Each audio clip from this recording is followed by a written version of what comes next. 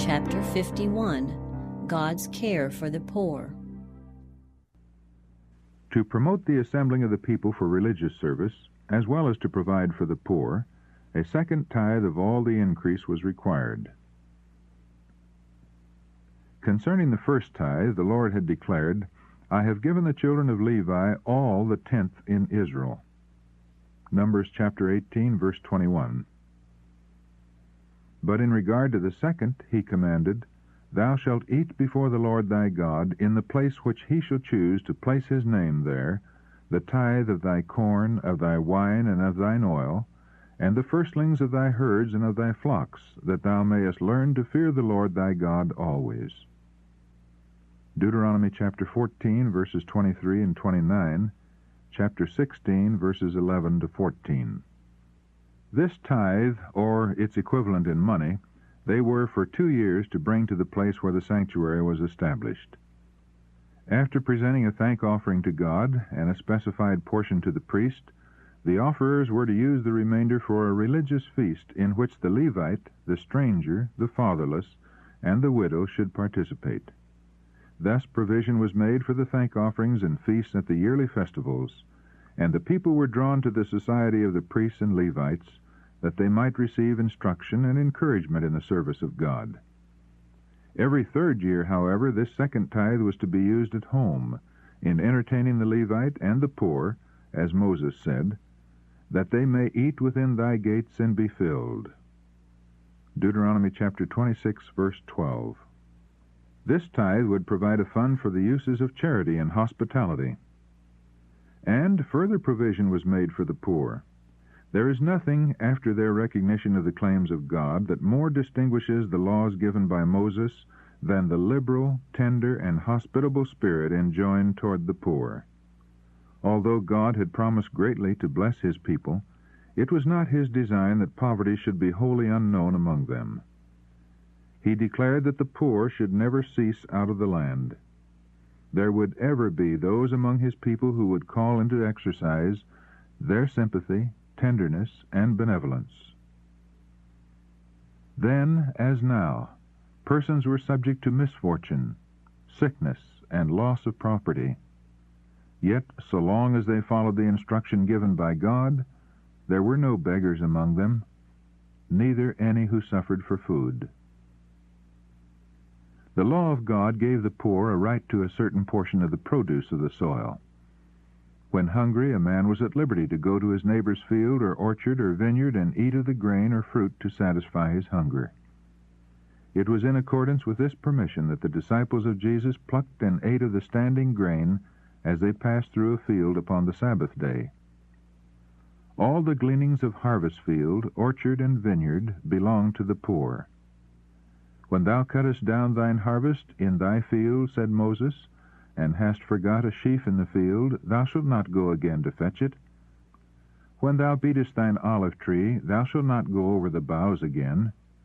When thou gatherest the grapes of thy vineyard, thou shalt not glean it afterward. It shall be for the stranger, for the fatherless, and for the widow. And thou shalt remember that thou wast a bondman in the land of Egypt." Deuteronomy chapter 24, verses 19 to 22, and Leviticus chapter 19, verses 9 and 10. Every 7th year, special provision was made for the poor. The Sabbatical Year, as it was called, began at the end of the harvest. At the seed time, which followed the ingathering, the people were not to sow. They should not dress the vineyard in the spring, and they must expect neither harvest nor vintage. Of that which the land produced spontaneously they might eat while fresh, but they were not to lay up any portion of it in their storehouses. The yield of this year was to be free for the stranger, the fatherless, and the widow, and even for the creatures of the field. Exodus chapter 23, verses 10 and 11, Leviticus chapter 25, verse 5. But if the land ordinarily produced only enough to supply the wants of the people, how were they to subsist during the year when no crops were gathered? For this the promise of God made ample provision. "I will command my blessing upon you in the 6th year," he said, "and it shall bring forth fruit for 3 years. And ye shall sow the 8th year, and eat yet of old fruit until the 9th year. Until her fruits come in, ye shall eat of the old store. Leviticus chapter 25, verses 21 and 22. The observance of the Sabbatical year was to be a benefit to both the land and the people. The soil, lying untilled for one season, would afterward produce more plentifully. The people were released from the pressing labors of the field, and while there were various branches of work that could be followed during this time, all enjoyed greater leisure, which afforded opportunity for the restoration of their physical powers for the exertions of the following years. They had more time for meditation and prayer, for acquainting themselves with the teachings and requirements of the Lord, and for the instruction of their households. In the Sabbatical year, the Hebrew slaves were to be set at liberty, and they were not to be sent away portionless.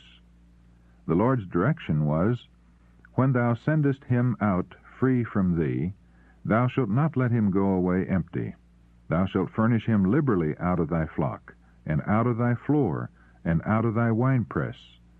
Of that wherewith the Lord thy God hath blessed thee, thou shalt give unto him."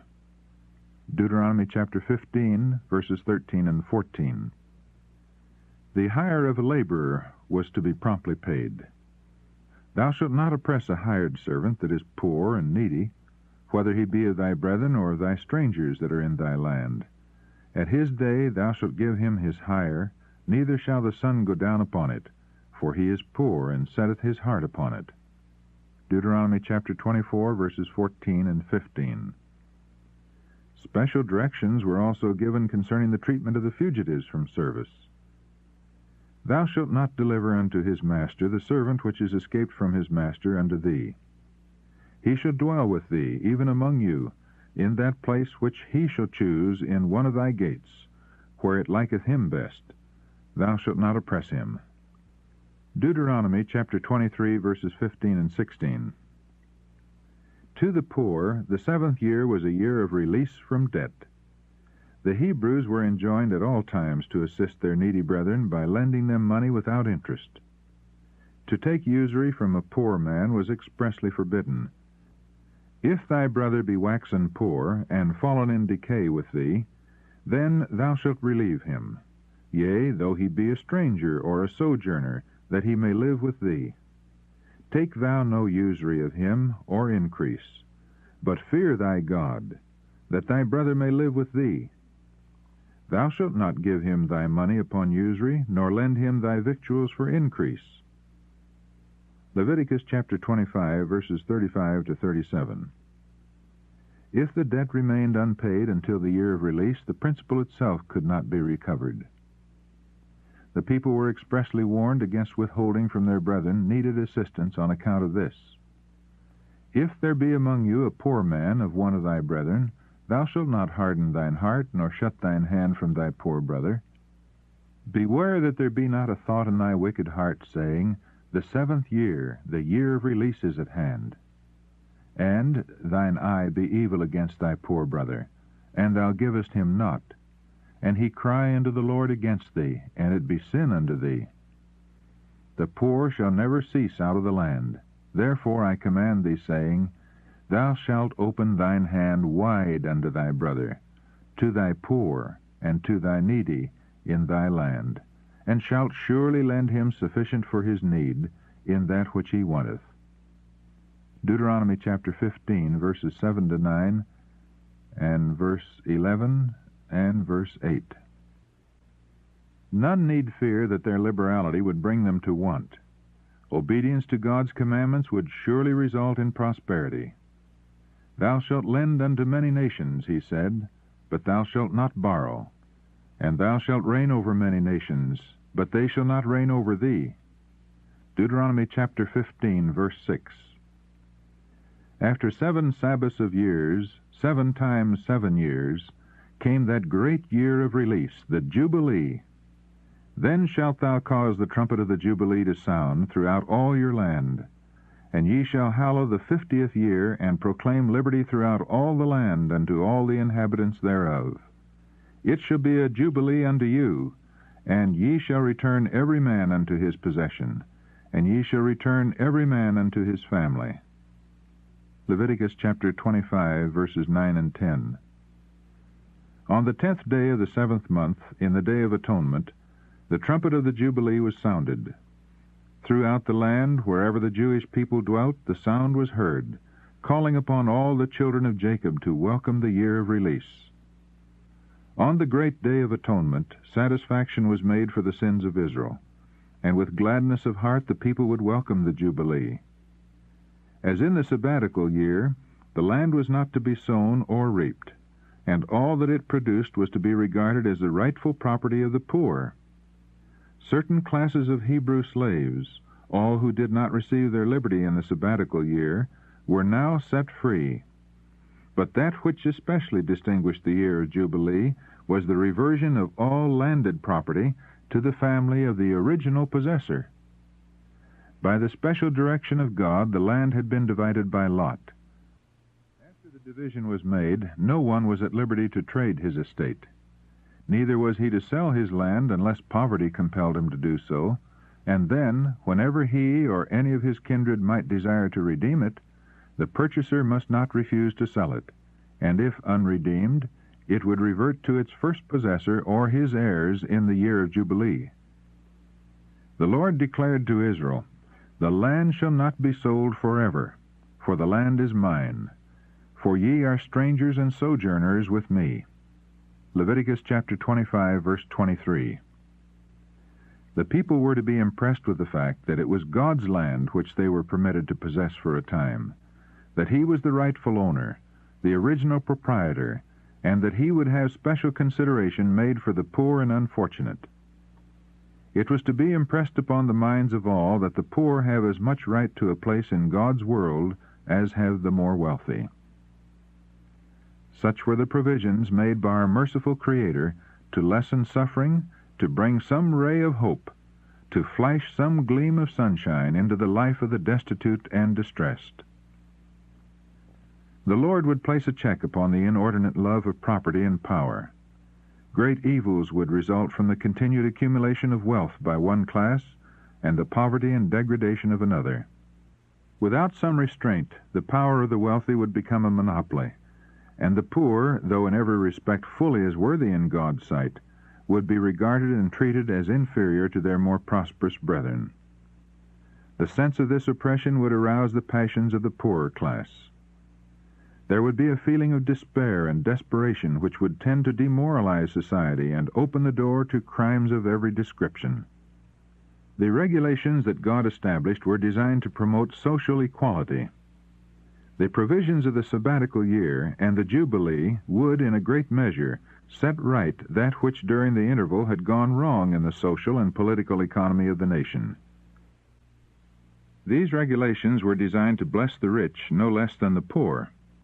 They would restrain avarice and a disposition for self-exaltation, and would cultivate a noble spirit of benevolence. And by fostering goodwill and confidence between all classes, they would promote social order, the stability of government. We are all woven together in the great web of humanity, and whatever we can do to benefit and uplift others will reflect in blessings upon ourselves. The law of mutual dependence runs through all classes of society. The poor are not more dependent upon the rich than are the rich upon the poor.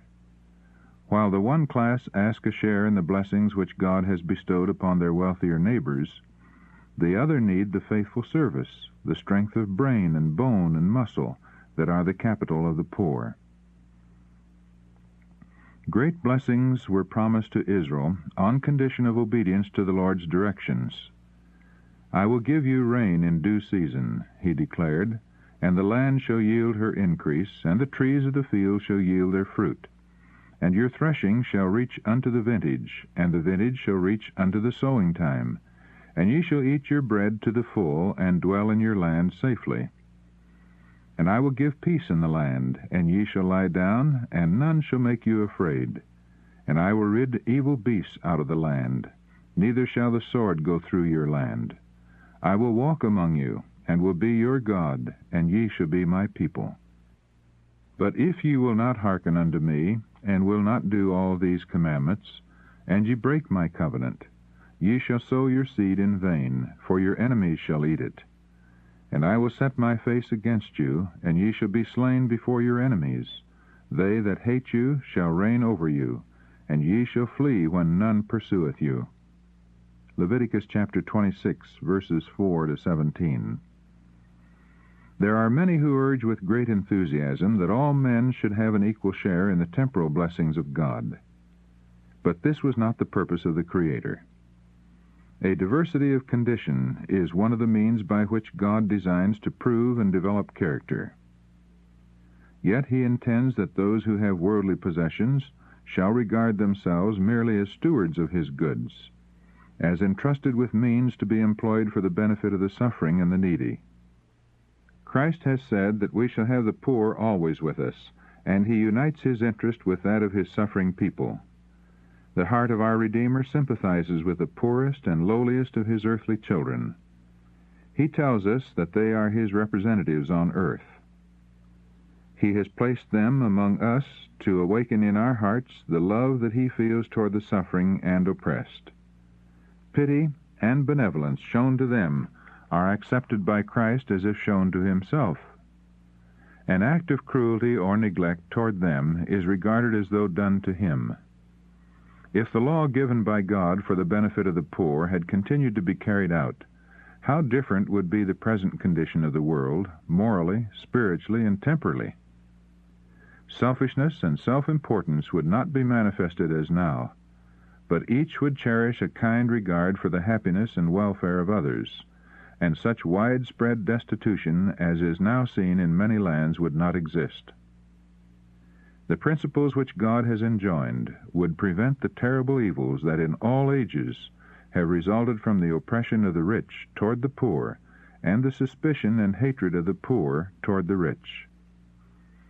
While they might hinder the amassing of great wealth and the indulgence of unbounded luxury, they would prevent the consequent ignorance and degradation of tens of thousands whose ill-paid servitude is required to build up these colossal fortunes. They would bring a peaceful solution of those problems that now threaten to fill the world with anarchy and bloodshed.